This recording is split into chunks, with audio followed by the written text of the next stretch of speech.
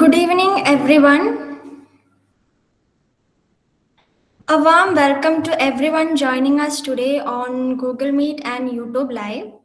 Before we begin, please keep your microphones muted.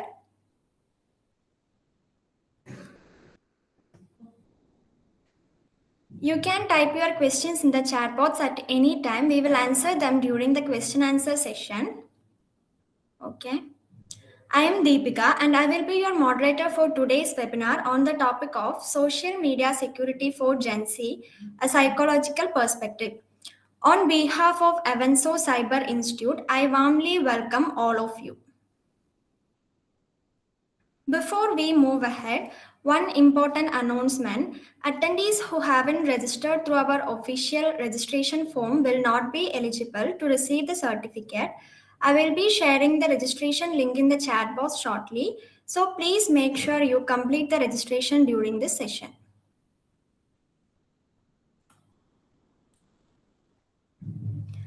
Okay. Today, the younger generation uses social media every day for learning, entertainment, and communication. Along with its benefits, there are also risks such as online pressure, cyberbullying, privacy issues, and emotional impact. This session will help us understand how Gen Z can stay safe online and how psychology plays an important role in digital behavior. Now, it is my honor to introduce our speaker for today, Dr. YAJYOTI Singh. She is a senior developmental psychologist and family therapist with over 30 years of experience in mental health. She has guided thousands of students, parents, and teachers and has conducted many workshops on child development, mental well being, and safety. We are grateful to have you with us today, ma'am. We now invite you to begin the session.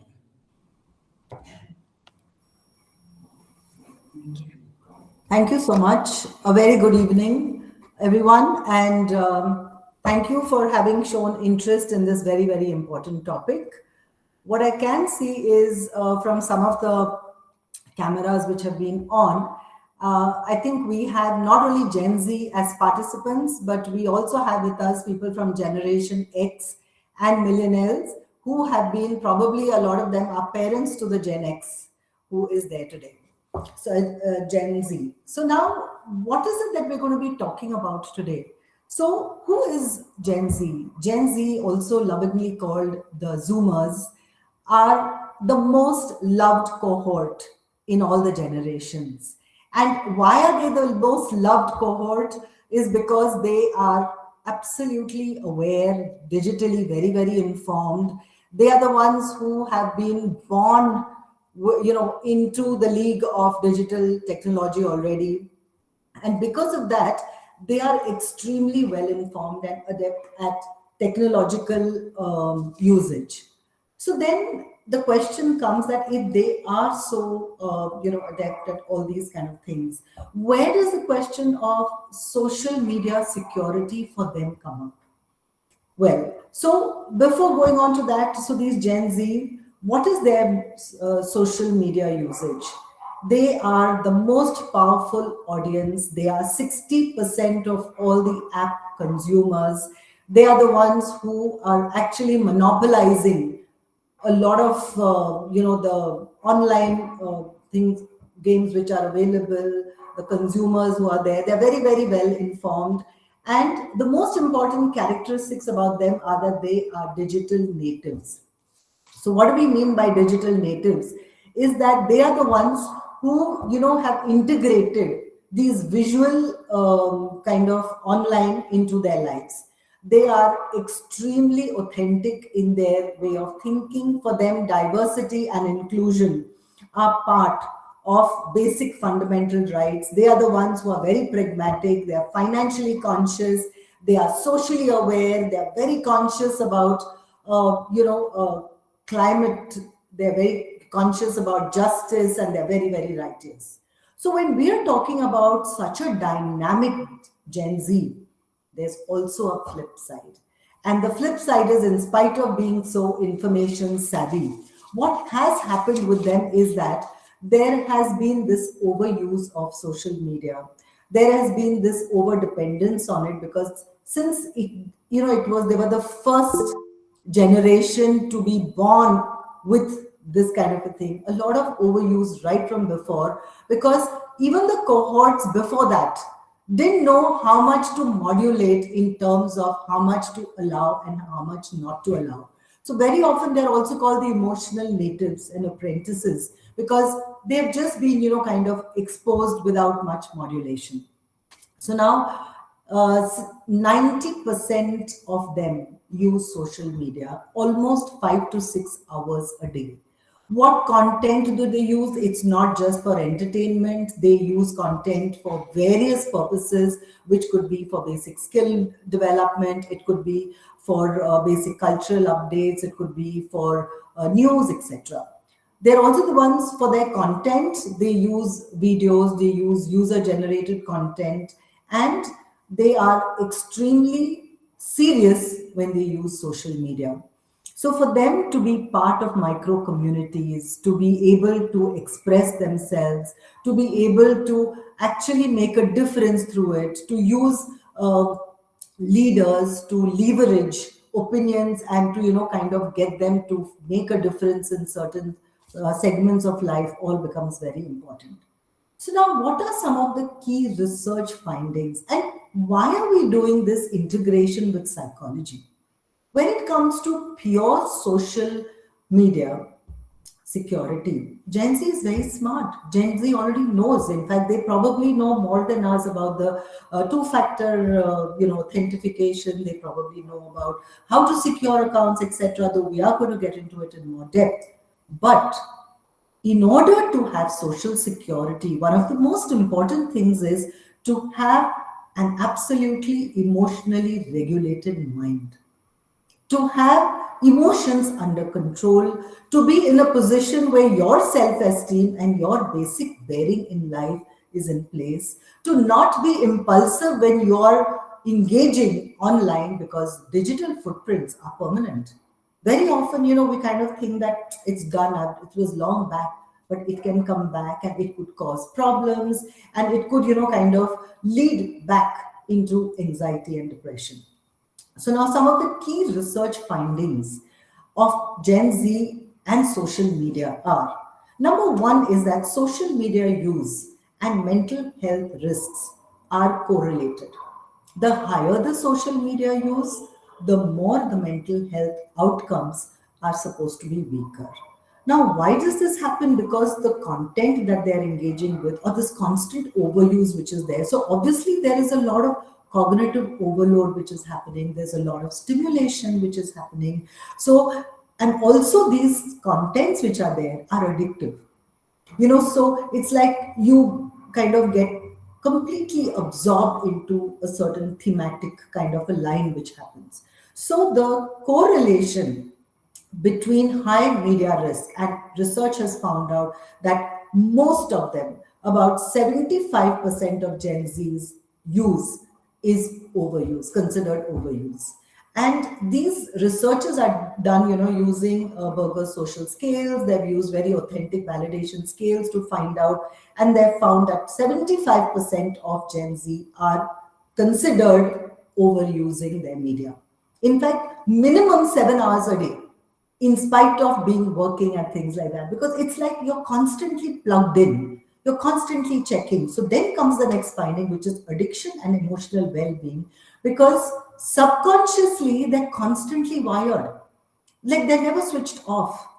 So there's like, okay, there's a notification, there's something they have to follow up, there's some group they have to respond to, there's something they are multitasking, there's so many apps open at the same time, there's so much happening that it kind of starts getting takes a toll on their emotional well-being.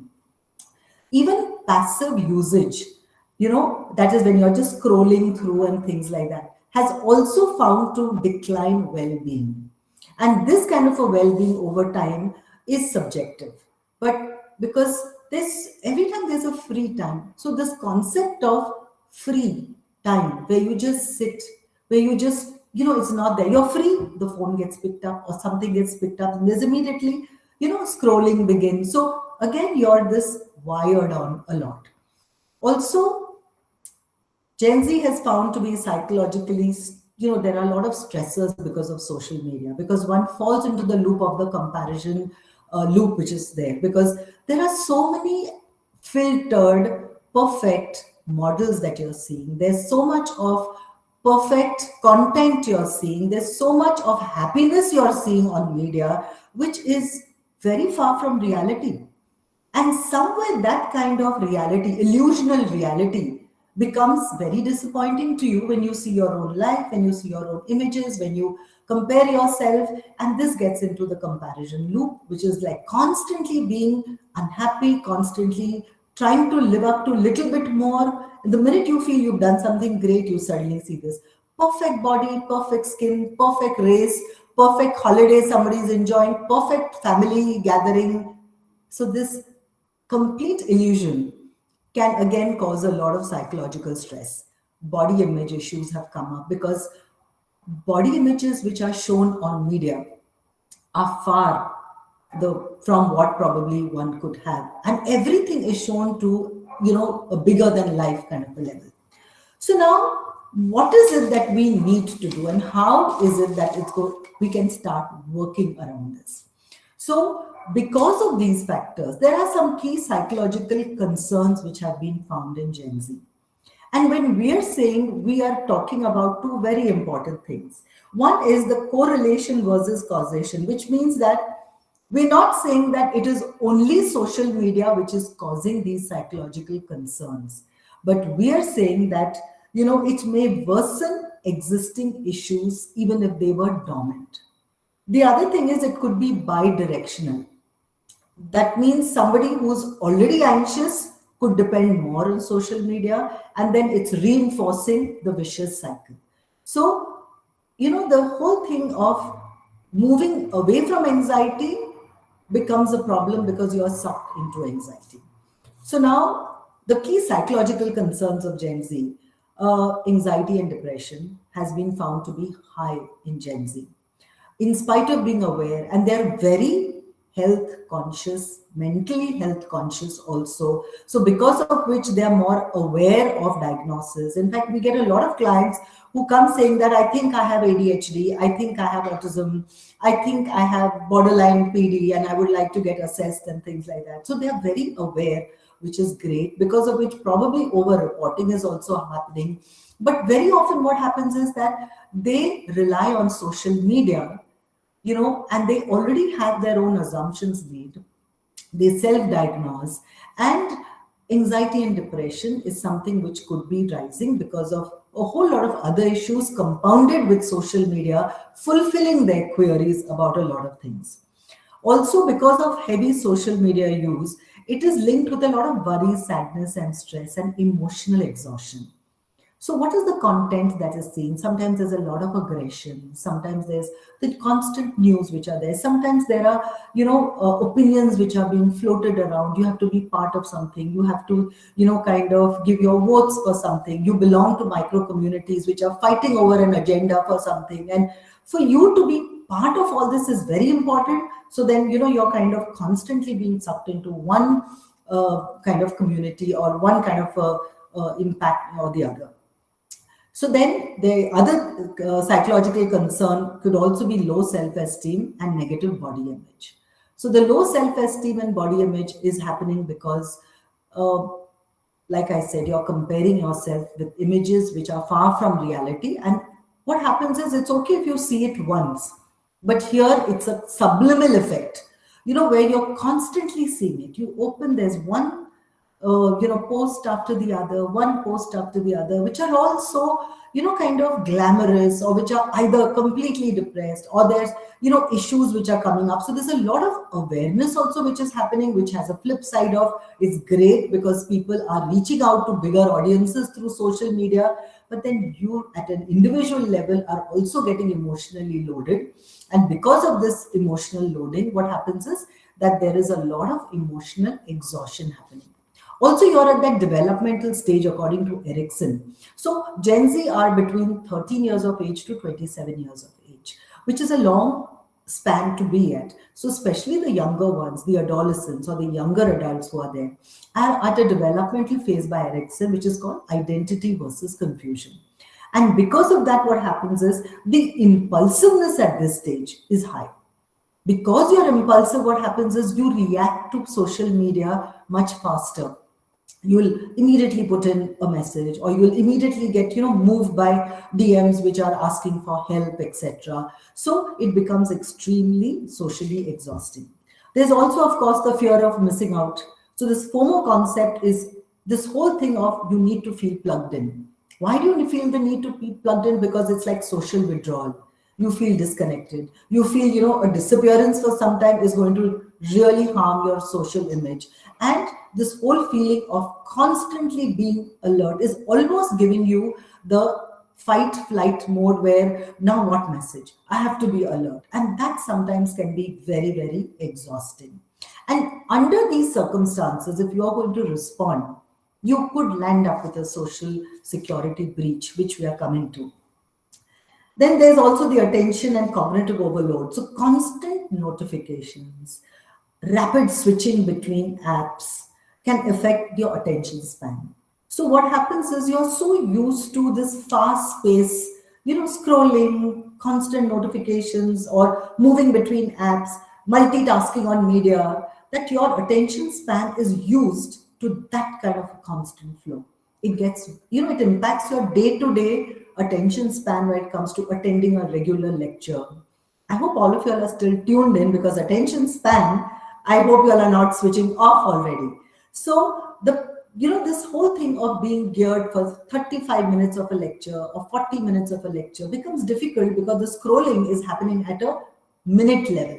And it's like you're bored, you move on. You're bored, you move on. So boredom is something which gets set in much faster. And this whole tendency of you're bored, you're cognitively tired, get into something funny, watch a stand-up comedy. So you're giving yourself a lot of loopholes and options. Also, what used to happen before is whenever there used to be probably issues that happen, in the initial stages when media and all was not there, people would go through it, face it, bear the brunt of it, but then build emotional resilience and muscles, brain muscles for that. Now with digital technology, what is happening is, if there's a problem, we are looking at media. We are relying on media to look into that problem, or we are just, kind of using it as catharsis to get away till the problem gets sorted out. And so you're escaping into another world. So that somewhere is also impacting the emotional resilience and the ability to deal with things at a more, neurological level. Then there are sleep disturbances, because very often the media timing is the use of it goes late into the night, because probably you're more free then, or it's just, there's so much to catch up on media that you can't not catch up and go to sleep. You're also so emotionally overloaded, so emotionally active, that sleep gets evaded. So sleep disturbances, the blue light from the phone also kind of, and of course the emotional content depends on what you're watching. So by the time you tone down to sleep, on an average it's been shown that it's anywhere between 12 to 2 a.m. is when Gen Z kind of lands up sleeping. Of course, with all this kind of a social media, there is a lot of cyberbullying which could happen, because this is where all the security breaches come in. There's cyberbullying, there could be digital stress, there could be online harassment, social engineering. There's a lot of manipulation at various levels which happen, and Gen Z particularly is more susceptible to it, because they are authentic, they believe, they are trustworthy, and because of that, they're also very, very sensitive and caring. So, when, for example, there is an SOS message which comes in, need help, it's like just given, not knowing that probably it could be a breach which is happening. Or very impulsively, like this, you get moved by certain content and just get led into certain social breaches which might happen due to it. So what we need to remember is that why Gen Z could be more susceptible to all these things. Everybody goes through that, but y'all are the stalwarts in digital technology. Y'all are born with it. Like, a Generation X and millennials had it probably way after their teenage. And for Generation X, who are born around 63 to 84, or that period, they are the ones who probably kind of didn't even get it till way much later on in life. So for y'all, the fact that you'll have had digital technology, for y'all, it's not second, it's part of your neurology. You're kind of wired with constant access to social media, because of which that term digital natives is kind of there with y'all, because of which the impact of social media, whichever is felt, immediately gets felt by y'all, because y'all have had the maximum exposure to it for a way longer time. So, this digital integration into your lives from earlier on makes you more susceptible to social media psychological problems, as well as the dependence makes you more gullible. And because you're there, quantity of time is so much that you get more susceptible to security breaches, which could happen there. Then there is also, Gen Z has gone through a lot in these, from this period of 97 to 2012, we had the recession, we've had global events taking place, we've had economic events taking place, because of which Gen Z has seemed to become very, very cautious about certain things. And they're also the kind who have started looking at communities largely. So it's at one level, they're very individualistic in the way they look at things. The other way, they're very influenced by micro communities that they belong to. And sometimes they almost get, kind of completely led by their opinions, which are there. They also fall into the comparison trap much easier, because comparisons happen at all levels right from the beginning. Also, what used to happen is that they are getting this whole feedback at a much frequent level. Say, for example, when normally, initial generations would get feedback, it used to be on a report day, or it used to be every 3 months, or it would be through, kind of some event. But Gen Z gets feedback every day through likes, every day through how many people have followed you. So how many followers do you have? How many likes do you have? How many, how many people have read your post? So that's a constant feedback loop that one is getting into. So because of all these things, there are a lot of ways in which social security breaches can happen. Do social security breaches really happen? Of course they do. We have two glaring examples which have happened in 2018. That was the big Facebook breach which had happened, where I think they say over 70 million, but we know for sure that millions of people's accounts were accessed without their permission, and their friends, their likes and interests and everything was kind of found out. There was also the Insta social security breach, which had happened a little more recently, where accounts were hacked. So breaches do happen. Who is it happening to? To all the cohorts, but they have found that it's happening more to Gen Z. Why is it happening more to Gen Z? Because they are the ones who are 60% users of most of the apps. They are 60% consumers when it comes to it. So now, what we need to do is, how do you protect yourselves? Or how are you going to, kind of get yourself to be a little more aware? I hope my pace is okay. I hope, I'm not too fast or whatever, because now we're coming to the very important parts of how to actually review all these things. So the most important things that we need to do now are the tips on social security. What do you need to do? And we are talking, remember, not just from the technical point of view, but we are talking about social security from the psychological point of view, and particularly for Gen Z. So the first most important thing is your account protection. How do you protect your account? Most important is, understand first why you overshare so much. Gen Z is oversharing, so oversharing where they are, their locations, with whom, how they are feeling, their daily routines, with what they feel about something. So the whole question first comes up that for you to be secure, find out why you oversharing.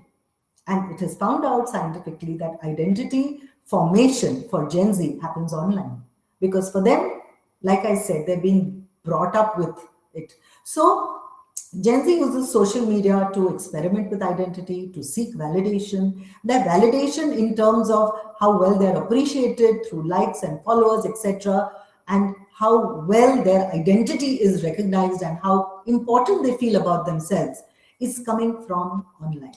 So this online validation, then they also, the identity comes with how many micro communities do they belong to? What are the things that they are leading at this point? Where all do they belong? Which, kind of causes are they following? So because of all these kind of things, identity formation happens online, and that is one of the first reasons why you're oversharing. The other reason is that there is, and this of course is in sync with Erickson's theory again, where identity versus role confusion is a developmental phase you're at the Gen Z phase. So because of which, especially from 13 years to about 18 years of age, is your identity versus role confusion age. Next is the validation economy. So what happens here? Likes is equal to social currency. More the likes, higher is your currency with social fame and social kind of respect that you have or the image that you have, and that's very important for you. So it is linked with the operant conditioning, where a like immediately gives you a thrill, so the dopamine loop sets in. So it's like a like, social currency, a like followed by this dopamine surge, so this happiness surge which you get. So what happens? You want more likes, so you share more, you get more likes, you get more dopamine, more happiness, till suddenly it comes to a point where you're addicted to those likes. You want more likes every time, and suddenly you're not getting as many likes as you thought you were getting, and then there's a down. You're expecting more likes, but you're not getting them, and because of which what happens? This oversharing loop is kind of becomes instant emotional either gratification or instant emotional downing. Also, oversharing increases engagement, which reinforces this behavior. So you feel the more you engage, the more likes you'll get, and the more happiness you're going to get. So it becomes a validation economy. That's another reason why you're oversharing. The other, reason for your account not being protected is there's blurred public and private boundaries which you all are maintaining. So what happens is there's a public image, and then of course there's your family and friends, and so there's a private boundary. They grew up watching influencers. So Gen Z has grown up watching influencers. Influencers share everything. Their day-to-day routine, what they're wearing, what they did yesterday, what they're doing today, what they're doing tomorrow. So, and then their authenticity gets rewarded by Gen Z because they are completely authentic. Because of which what happens? Security risks.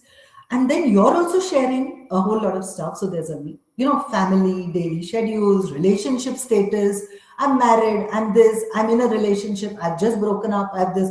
So much of sharing happening that sometimes we don't realize with our oversharing, our account is not protected. So for your account to be protected, first understand why you're oversharing. Also with this, what happens is social engineering. So there's a lot of manipulation happening. People are, people who want to commit breaches are watching who's susceptible, who's where at what point, what are the weaknesses that I can spot and actually maneuver around and manipulate around. How do you think sexual abuse happens? How do you think thefts happen, scams happen? Because they are following your life, they know where you are, what is happening, etc. So this whole thing about the blurred public versus private boundaries are important. Then, of course, the whole FOMO concept and the psychological thing for this is social comparison theory, where for you to, feel as if, your kind of fear of missing out becomes for you a comparison theory where you are comparing yourselves with objective, with kind of certain role models who might not really be who they are supposed to be, or where there's no objectivity to your comparing. So because of which you're constantly in this mode of oversharing. You're constantly oversharing because you don't want to be left out. She's shared 4 things about her life. I have to share 4 things about my life. Oh, she went out here. I also have to show what I ate or where I went, etc.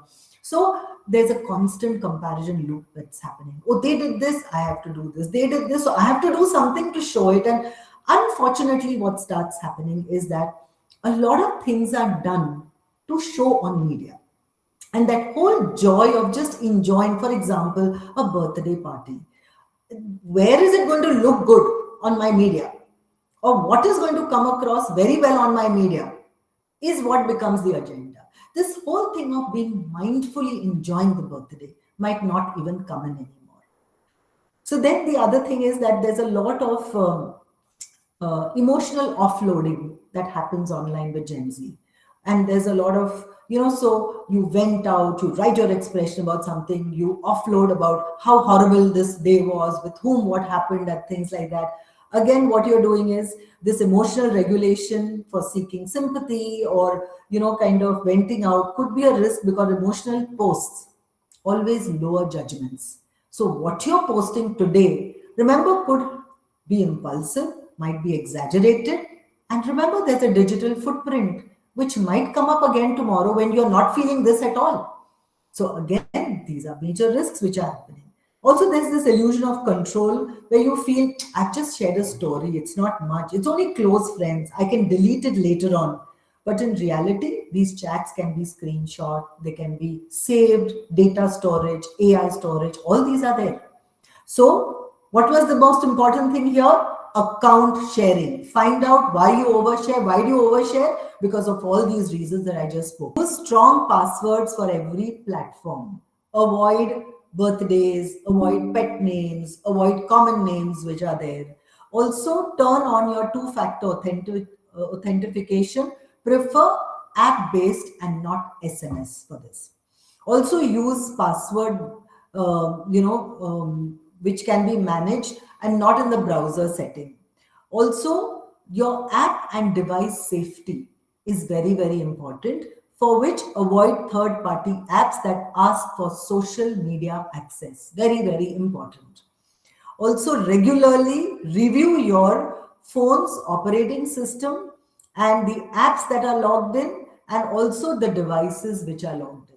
Sometimes we just take all this for granted, and in order to protect your account, this is very important. Second very important thing about security, social media security. The first one was your account safety, which is what we just spoke. Second is separate your online identity and your real identity to prevent social security breaches. So, it's like keep your personal offline identity, real name, phone number, addresses, which school you studied in, etc. Keep it private. Also use different emails for your financial purposes, for your personal purposes, as compared to the online. Limit your personal details that you are sharing, like for example the phone numbers, the exact location that you're at, daily routines which are there. Private accounts default. Approve followers consciously. Very often we just keep clicking because followers are increasing. But be very careful about these. Turn off the location tagging. Also, different profile photographs. Check cross linking. So don't link Insta, Facebook, LinkedIn, unless it is absolutely necessary. Why does all this matter? Why does separating online identity and real identity matter? Because it reduces identity theft and stalking. And for Gen Z, their identity formation happens online. So it is catastrophic when identity theft happens. Second is it protects your mental health. Third is supports boundary control. And then it also counters context collapse. What is context collapse? It is when we are putting up one context for everybody. Now, maybe that context might not be suitable for your family members or for some particular kind of friends. So be very specific. So your online content, keep the context different. For your real life, keep it like different. So this context collapse, which happens where context will not be applicable to everybody, it's called a context collapse. So that will also be prevented. Simple rule here is that if someone finds your profile, they shouldn't be able to find your real life details in just 2 clicks. So see to it that you've made yourself safe enough from 2 clicks which are there. And it's happening these days. People take 2 minutes to get details about you. Then the third important point is here, control privacy settings. For Gen Z, social platforms change fast. Features, defaults, and policies update quickly, because of which privacy settings are checked. If they're not checked regularly, personal data can be exposed. So it's important. So here sometimes we have the illusion of control, feeling tech savvy can reduce actual caution. Also, default bias happens where we trust preset options. So we know it's already preset, but defaults often favor visibility and not safety. Also, digital footprint anxiety can set in because old posts and tags can resurface, affecting self-image and mental health. So the tips for this are: review privacy settings monthly, at least once a month. Check who can see posts. Limit your data sharing, very important. Um, Switch off your location, contact syncing, history, etc. Also, control interactions, that is, restrict who can message you, or who can, kind of send, who can access you. Audit third party apps, very, very important, because this is where a lot of lapses happen. And remove apps connected to your phone which are no longer needed. Check new feature settings and see to it that you don't fall prey to certain settings which are actually not present. The fourth point now comes: protect mental health to improve social security breaches. Why so mental health? Because it is something which, is like we need to update on a very, very regular basis. So the most important thing you can do is curate your digital space. Very often what happens is we are overly taxed by certain posts or certain people we are following. So unfollow accounts that trigger comparison, anxiety, or a lot of aggression. So unfollow those and follow promoters of self acceptance. Remember that you need to kind of be conscious about what you're accessing. There's a lot of good to access on social media, but do not let your mental health be completely reliant on social media. These days we get a lot of cases, like I said, of Gen Z population who have self-diagnosed and come, or who have been accessing mental chat rooms for counseling for anxiety, depression. In fact, recently there was a case where this man's 16-year-old son succumbed to suicide because he was helped and aided in the chat room, because he used the word, I think it was with chat GPT, where he was very depressed and he kept saying, so he mentioned, he says, I just want to commit suicide. So chat GPT got the word suicide and said, okay, so these are ways you can do it and things like that. And it just followed, because remember, there is no emotional component there. It's very practical. You want information, you want to know how suicide is done. This is the way suicide is done. A 16-year-old is extremely impulsive. A 16-year-old at that point doesn't know that, there is so much I can do to get out of this problem, and that child succumbs. So there is good and bad. There's also a lot of, posts and followers who are talking about meditation, who are talking about good diets, who are talking about good lifestyles. So curate your digital space. There is choice, and there is a lot of conscious, mindful choices that can be made at this point. So choose the right kind of digital space that you are at, because definitely access digital space. There's a lot one learns from there. Also, set low stimulus time. With Gen Z, one of the most threatening things to them are they are always on the move, on the go. If they're not on the go, they're on the go on the media, constantly on the go, plugged in. There has to be, even 30 to 60 minutes at least where you can go without screen time. Why we've come down to this stage where we are saying at least 30 to 60 minutes, because research has shown that one full hour without media sometimes is literally feels like detox. I haven't, oh my God, I haven't seen my phone. It's almost an hour. So there has to be times where compulsorily between this time to this time, no phone. Before bedtime, at least 1 hour before bedtime, no media.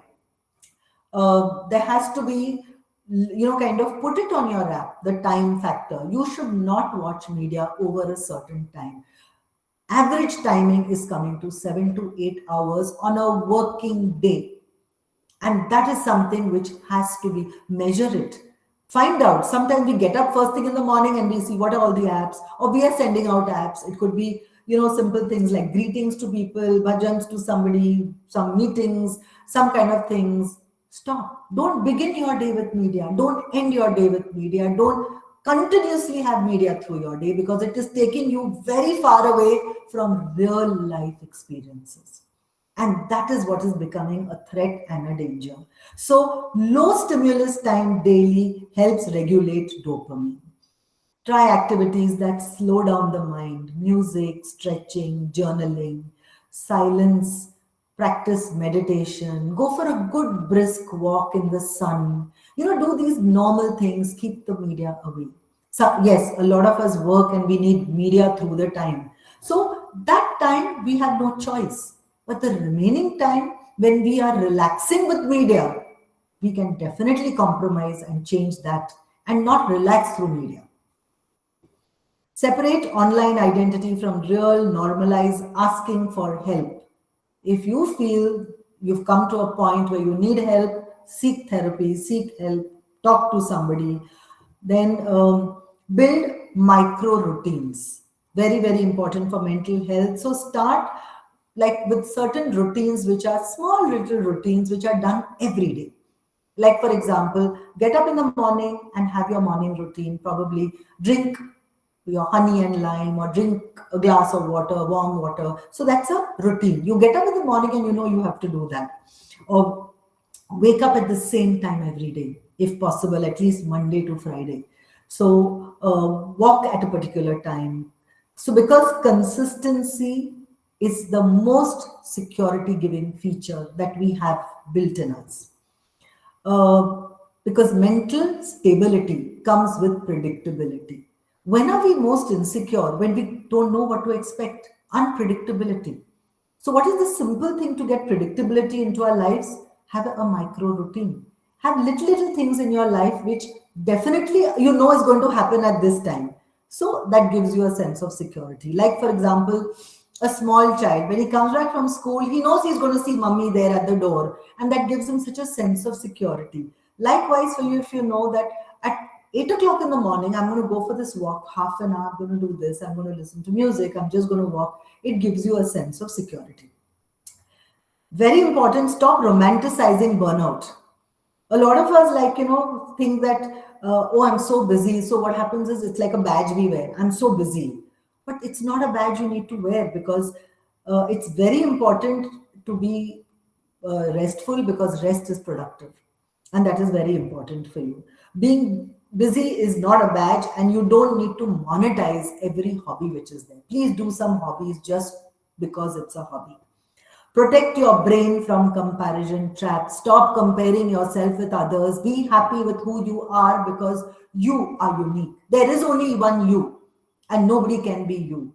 Take ownership of who you are, because if you learn to love yourself, honestly, it doesn't matter what anybody in the world thinks about you. Own your weaknesses, own your body the way it is. Work towards whatever you can to potentialize, but work towards your potential. You are the best, and start believing that. Create meaning beyond screens. There is a life beyond the screens. Volunteer, do some things, philanthropy, which you're already doing. But if it could be more time given there than what you're spending, probably through social media, also you're doing this. So if you could incorporate it through real life experiences which are there, and know when to seek help immediately. Okay, so Abhay, I'm just going to hurry it up because I think I have 5 minutes more before the question answer rounds. So, why do social media breaches happen? And what happens in social media breaches? There's data leak, accounts are hacked, there's fake profiles, fake posts, scams using verified profiles, mental chat rooms, there's problem there. So common patterns across any breach that happens is weak privacy control, unsafe third party apps, social engineering and phishing, lower user awareness, and poor internal security. These are the breaches that happen. And remember, we've spoken about how not to get into these which are there. In summary, I'd just like to quickly summarize social media security, understand why you overshare, delay when emotionally charged, separate online from real identity, control privacy settings, uh, help your account to be safe, follow influencers with mental caution, protect mental health to improve security, outsmart phishing and scams. The red flags to remember are urgent messages, free giveaways, verification warnings, message with shortened links, DMs pretending to be customer support are all red flags which need to be avoided. Digital, build digital resilience. So Google suspicious messages, check account activity weekly, report and block instead of engaging, log out of public sharing devices.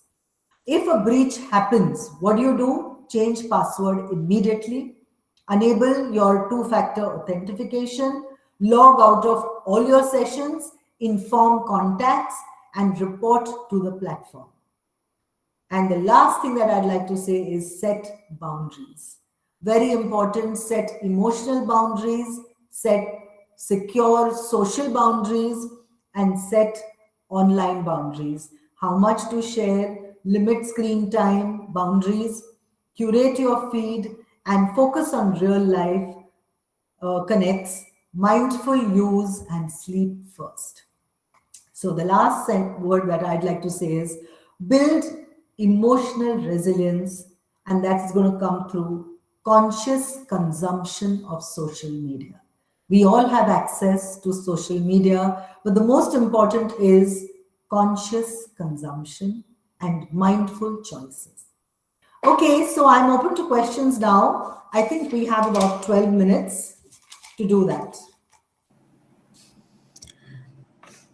Okay, ma'am.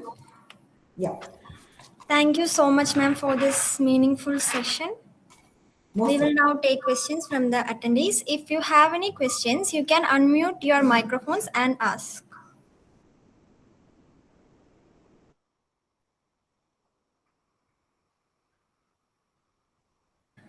Or you can post your questions in the chat box also.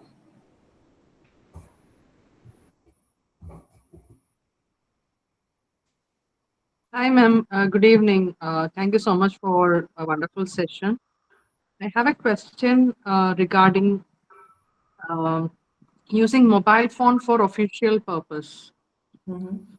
So normally for quick access as well as for easy and uh, fast response, we used to install our official uh, email ID as well as the chat box in our personal mobile phone.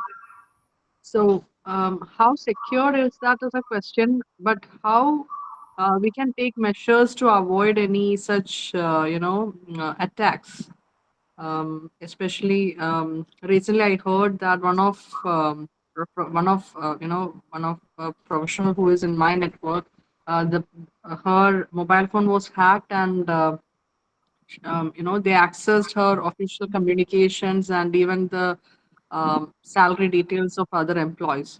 So, can you please suggest some measures how we can take care of this? So Thank here, you. thank you for your question, Chitra. I think, yeah, thank you. Yes. So here, number one, because it's on official things, I think you can separate your real identities here in terms of your own emails, which are there. Also, two very important things. Here comes in your account safety, comes in with how much sharing that you're doing. Now, here they found out things about the official use, which is there. So the minute you know that there is something suspicious, the first thing to do is block, report to the platform immediately, and if it's something to do with the bank and things like that, you could inform the bank and those kind of things. Then through the platform, find out where the breach has happened from, because that is very important. And then ask, because where it has happened from could be a red flag. What was that red flag which was there? So normally these breaches happen through, were you on some third party app? Then you could kind of probably install two factor authentication, or what are the extra security device things that that particular platform could advise you on. But to find out through the cybercrime thing that where did this security breach happen is the very most important thing. In fact, a very similar thing was the breach that I spoke about with Insta that had happened, where all the salaries and things like that were found out. And a lot, but this happens because they wanted for the scammers wanted for phishing, or for social engineering. So it's important that where did the breach, was there oversharing, was there, because there was obviously some lacuna because of which this breach happened. So that is important to fill up the gap. I hope that answers your question. Yes, yes. Thank you, ma'am. You're welcome. Any other questions?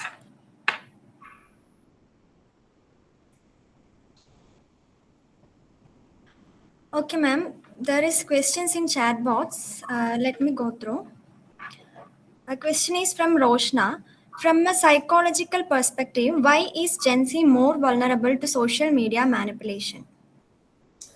Lot of reasons. I'm glad you brought up this question. Number one, because they are very, very relying on social media. For them, social media is more authentic. The quantity of time that is being shared on social media is more. So, obviously, because the time, the quantity is so much more, there are going to be, kind of a lot of dependence which is there on social media. There's more access to more platforms. So, from somewhere, there is going to be some kind of breach which happens. Oversharing could be happening because Gen Z overshares a lot. Gen Z also, like we just did the whole thing in summary, in fact, is the online identity which happens, the fear of missing out kind of a concept which happens with them. Also, the emotional resilience of Gen Z, research has found out, is still something which needs to be worked on, because real life experiences to deal with problems have not happened as much as it was for the original or the previous cohorts. With Gen Z, what happens is, if there's a problem, it's like either you browse it away, you wait for something, you get instant answer. So everything is so instant gratification, instant. So because of which the emotional resilience is what? It's build up of brain muscles. And when you suffer through something, or when you go through something, you kind of build up that resilience. So Gen Z is way more vulnerable due to all these kind of things. Gen Z also relies on social media communities, and sometimes that also could be a loop or a red flag which is there, because which kind of micro communities are helping to what extent, also how impacted they get emotionally by posts, how opinionated they are about certain things. It's very good, but it takes a toll on the emotional health.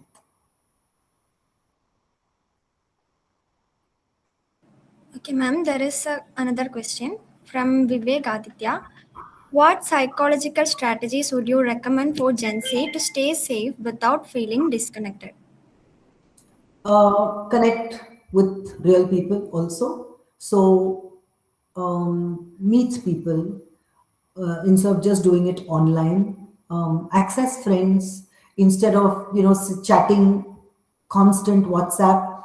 Meet over football, meet over a game, go trekking, go for a picnic. So stay connected, have some clubs that you're part of where you're compulsorily meeting up. Have micro communities that one feels really part of, and that's what happens a lot online. Have micro communities in your locality, in your city. Travel with friends. Attend your colleges regularly. Attend places regularly. Also take part in a lot of extracurricular activities. Plan a structure around your physical self where you are actually going out and exercising and doing things. Count the number of, I would say, hours, not even minutes, that you're on social media. Make it minimal. Unless it's work related, try avoiding it. Yes, just kind of to stay in touch or to say meet me here or meet me there. But there are lengthy conversations, there are lengthy talks which happen on media. I mean, it could have a lot of neurological impact also.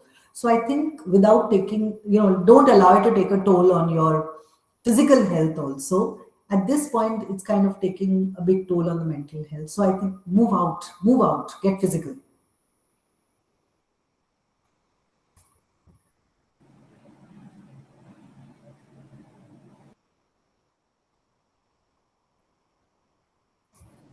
Okay, ma'am. One question again from Sona Tenson. In your experience, how does anxiety or loneliness increase the chances of falling for online scams? In fact, it's one of the most susceptible areas for you to fall into scams or social engineering, especially if you're more anxious or depressed because you're lonely, you're seeking out random people, you're more prone to believing people because you're vulnerable at this stage. Whenever you're more vulnerable, you are gullible to phishing attacks, you're gullible to social engineering, to any kind of manipulation. There's a lot of grooming that will be happening where somebody is actually, kind of making you believe a lot of things which they are saying which are not true. And it could lead to very serious abuse, which could be not just sexual, it could be financial, it could be emotional, and at all levels. So if you're anxious, if you're depressed, social media is the last place to be in.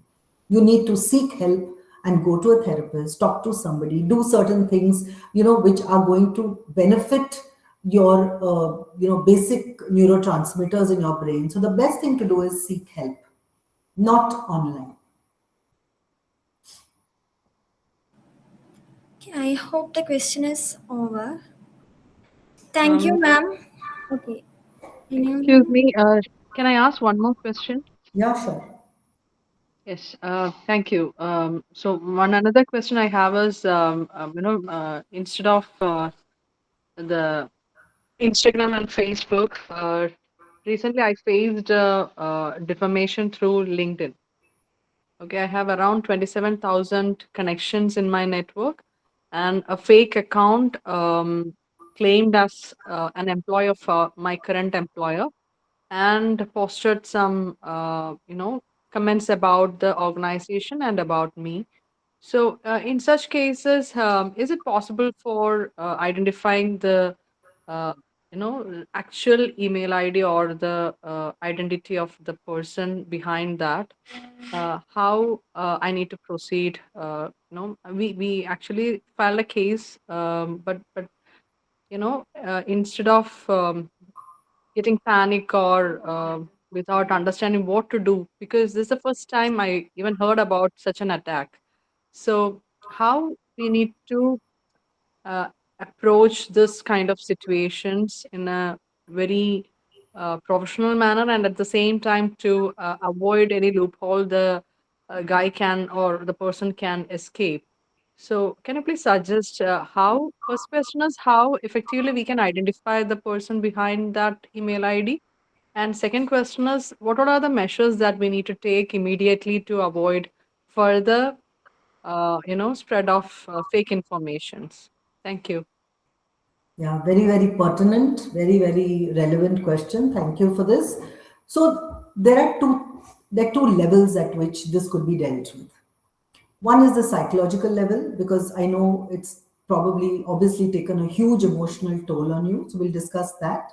And the other one is at the more technical level. So there, cyber crime will help you. You could, approach one of the cyber platforms which are there and cyber security platforms which are there. They do have the technical know-how to deal with this. And yes, I think under normal circumstances, it can be found out from where it has come. But in the meantime, the most important thing you could do is unfollow, block, put up a post on your LinkedIn stating that fake information has been shared by so and so, and you're working at it at the security level, with the cyber security level, and keep it with the at that point. So unfollowing that is important, and psychologically and emotionally at this point, you know that your work is wherever it is.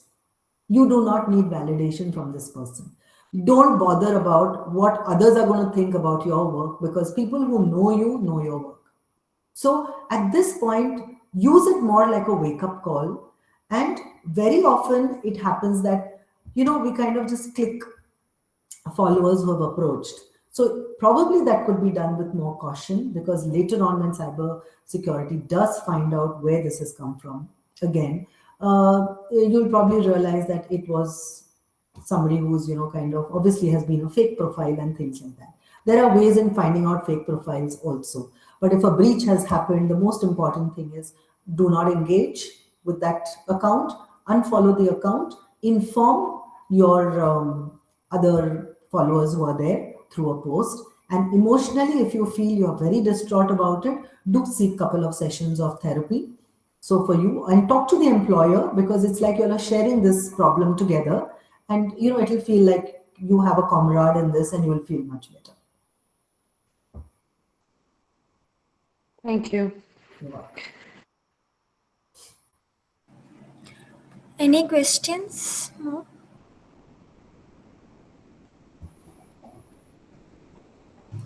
Okay. Thank you, ma'am, for your valuable answers. With this, we come to the end of today's webinar. A big thank you to Dr. YAJYOTI, ma'am, for sharing her valuable thoughts, and thank you to all the attendees for joining us and being part of this program. Please take a moment to fill out the feedback form shared in the chat.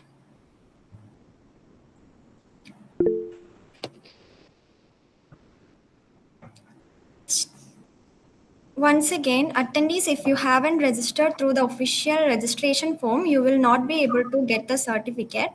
So please make sure that you completed the registration form also.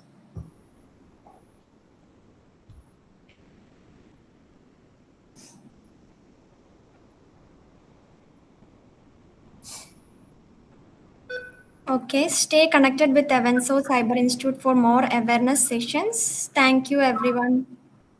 Thank you. Thank you, ma'am. Thank you.